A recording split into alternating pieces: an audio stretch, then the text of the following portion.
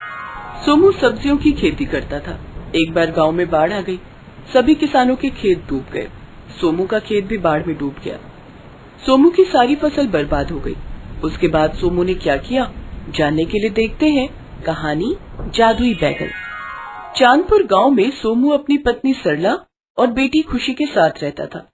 सोमू के पास खेती के लिए थोड़ी सी जमीन थी, जिसमें वो सब्जियां उगाता और बाजार में बेचता था। सब्जियां बेचकर सोमू और उसके परिवार का गुजारा किसी तरह से चल रहा था। लेकिन सोमू का छोटा सा परिवार इतने में ही खुश था। वो तीनों आपस में बड़े प्यार से रहते। एक दिन, खुशी की माँ, मैं खेत पर जा रहा हूँ। इस बार अपने खेत में बैगन की फसल लगाऊंगा। इस वक्त बाजार में बैगन की बड़ी मांग हो रही है। ठीक है खुशी के बाबा, मैं तो भगवान से यही प्रार्थना करती हूँ कि हमारे खेत में जो भी फसल लगे उसकी अच्छी पैदावार हो। ठीक है, मैं चलता हूँ। दोपहर में खाने पर आऊंगा। इसके बाद सोमू खेत पर चला जाता है। उस दिन उसने अपने खेत में बैंगन के बीज बोए। दोपहर में सोमू खाने के लिए घर पर आया। पूरे परिवार ने एक साथ मिलकर खाना खाया और आराम करने लगे। थोड़ी देर के बाद, खुशी की माँ, मैं खेत पर जा रहा हूँ। ठीक है खुशी के बाबा, लेकिन रात होने के पहले घर आ जाना। ठीक है। सोमू खेत पर जाने के लिए घर से बाहर निकला तो देखा बाहर हल्की हल्की बारिश हो रही थी। लगता है खेत में पानी डालने की जरूरत नहीं है। इंद्र देवता ने मेरे खेत में खुद ही पानी डाल दिया। अच्छा है। इतना कहकर सोमू घर के अंदर आ गया। क्या बात है, आप खेत पर नहीं गए? बाहर हल्की बारिश हो रही है। जिस काम के लिए खेत पर जा रहा था वो तो हो गया। लेकिन थोड़ी देर के बाद बारिश तेज हो गई। बारिश तो तेज हो गई है जी, अब हम क्या करेंगे? हम कर भी क्या सकते हैं, मेरी सारी मेहनत बर्बाद हो जाएगी।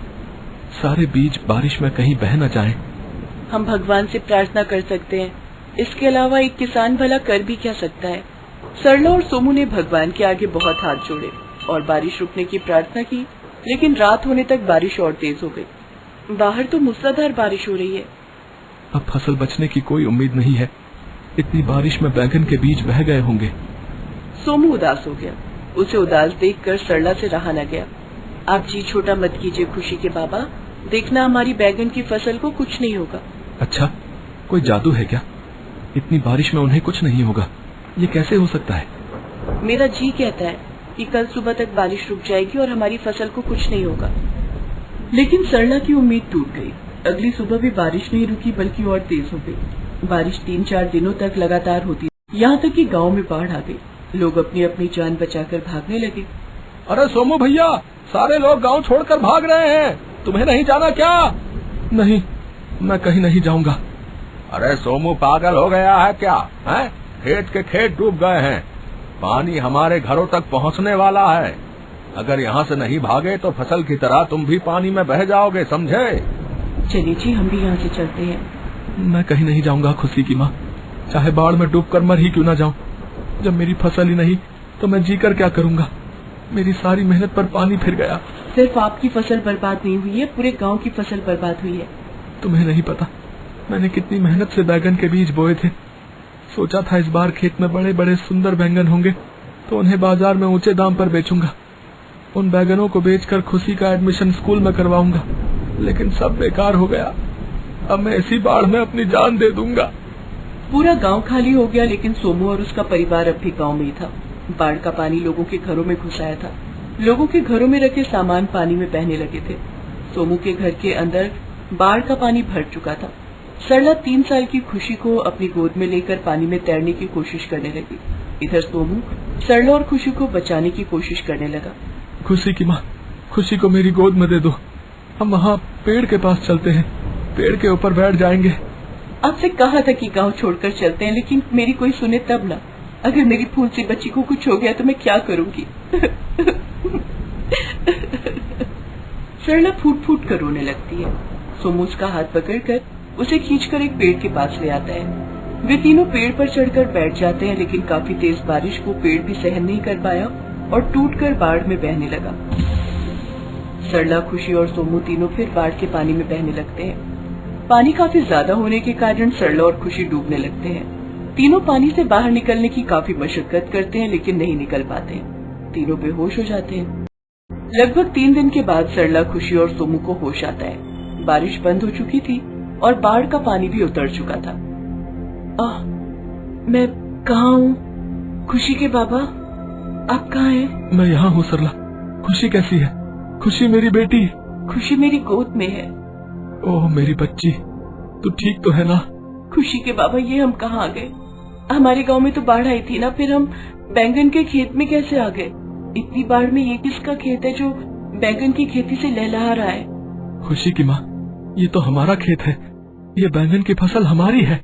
सोमू और सरला खेत को गौर से देखते हैं, लेकिन ऐसी कयामत के बाद भी हमारे खेत की फसल कैसे बच गई और फसल भी तैयार है? मैंने भी यही सोचा था कि अब तक तो बैंगन के बीज बह गए होंगे, लेकिन ये तो चमत्कार हो गया। तभी खेत में लगे एक बैंगन से आवाज आई, सोमू, हम सब जादुई बैगन हैं। हमें बर्बाद करना किसी के बस की बात नहीं। न बाढ़ और न ही सूखा हमारा बाल बाका कर सकते हैं। ये कौन बोल रहा है? ये मैं बोल रहा हूँ, तुम्हारे खेत का एक बैंगन। तभी सोमू की नजर उस बैंगन पर पड़ी। क्या तुम जादुई बैंगन हो? लेकिन ये कैसे हो सकता है? भला बैंगन भी जादुई होते हैं क्या, और इंसानों की तरह बोलते हैं? हाँ सरला, हम सब जादुई बैगन हैं। तभी तो इतनी भारी बारिश और भयानक बाढ़ भी हमारा नुकसान नहीं कर पाई। हाँ ये बात तो सच है भाई। लेकिन तुम्हारे अंदर क्या जादू है? सरला, तुम्हारे खेत के बैगन कभी खत्म नहीं होंगे। न तो तेज धूप और गर्मी इन बैगनों का कुछ बिगाड़ पाएगी, और न ही बरसात। पूरे बरसात के मौसम में जहाँ सारी सब्जियाँ सड़ जाती हैं, वहीं तुम्हारे खेत के बैगन एकदम ताजे और अच्छे होंगे। जो भी इन बैगनों की सब्जी खाएगा वो काफी तीव्र बुद्धि का हो जाएगा। उसका पढ़ने लिखने में बहुत मन लगेगा। यकीन ना हो तो अपनी बेटी खुशी को हमारी सब्जी बनाकर खिलाना, फिर देखना। फिर तो ये बैगन गांव के बच्चों के लिए काफी अच्छा और फायदेमंद होगा। हाँ, और इतना ही नहीं, तुम अभी सारे बैगन तोड़कर इन्हें बाजार में बेच दो। अगली सुबह जब तुम खेत में आओगे तो तुम्हें बैगन की फसल तैयार मिलेगी, और तुम्हें हमारी फिक्र करने की भी जरूरत नहीं है। पूरे गांव में बाढ़ आने के बाद जहां सारे ग्रामीण गांव छोड़कर भाग गए, वहीं तुम यहीं डटे रहे। तुम अपनी फसल से बहुत प्यार करते हो, इसलिए बदले में हम भी तुम्हें वो सब देंगे जो तुम्हें चाहिए। मतलब तुम हमें और क्या दे सकते हो? इनमें से जो भी एक बैगन तुम अपने घर के लिए ले जाओगे, उसे काट कर देखना, तुम्हें खुद पता चल जाएगा। अच्छा ऐसी बात है, ठीक है, मैं एक बैगन अभी अपने घर ले जाता हूँ। सोमू ने खेत में से एक बैंगन तोड़ लिया और तीनों घर आ गए। घर आकर सरला ने सब्जी बनाने के लिए बैगन को काटा। जैसे ही सरला ने बैगन के 2 टुकड़े किए, उसके अंदर से सोने की ढेर सारी अशर्फियां निकली। सरला ने सोमू को ये बात बताई। ये तो सचमुच में जादुई बैंगन है। मैं कल ही शहर जाकर इन अशर्फियों को बेच दूंगा। ठीक है, मैं कटे हुए बैगन की सब्जी बनाती हूँ। सरला ने सब्जी बनाई और सब खाना खाकर सो गए। दूसरे दिन सोमू शहर जाकर सोने की अशर्फियां बेच कर आता है। खुशी की माँ, देखो वो सोने की अशर्फियां बेचकर मुझे कितने पैसे मिले हैं। ये तो बहुत सारे पैसे हैं। इन पैसों से हम अपने लिए बड़ा सा घर बनवाएंगे। अब हमारी गरीबी के दिन दूर हो गए हैं। ये सब जादुई बैगन की वजह से हुआ है। धीरे धीरे गांव में ग्रामीण भी वापस आने लगे। सोमू बाजार जाकर अपने जादुई बैंगन बेचने लगा। जादुई बैगन ले जाओ, आओ आओ, जादुई बैगन ले जाओ। जो ये जादुई बैगन की सब्जी खाएगा, तेज तर्रार दिमाग का हो जाएगा। अरे भाई, ये क्या कह रहे हो? कहीं बैगन खाने से कोई तेज तर्रार होता है क्या? हाँ, एक बार इस बैगन की सब्जी खाकर तो देखो। ठीक है, आधा किलो बैगन दे दो।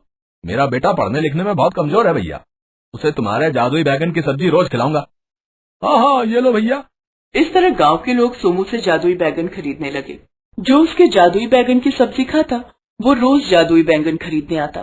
सोमू को जादुई बैंगन की फसल बार बार लगाने की जरूरत भी नहीं पड़ती थी। वो एक दिन सारे बैंगन तोड़ लेता, लेकिन अगले दिन पूरा खेत ताजे ताजे बैंगनों की फसल से भर जाता।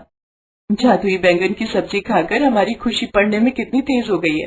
मास्टर साहब कह रहे थे कि उसमें बड़े अफसर बनने के लक्षण हैं। तुम चिंता मत करो सरला, हम अपनी खुशी को पढ़ने के लिए शहर भेजेंगे।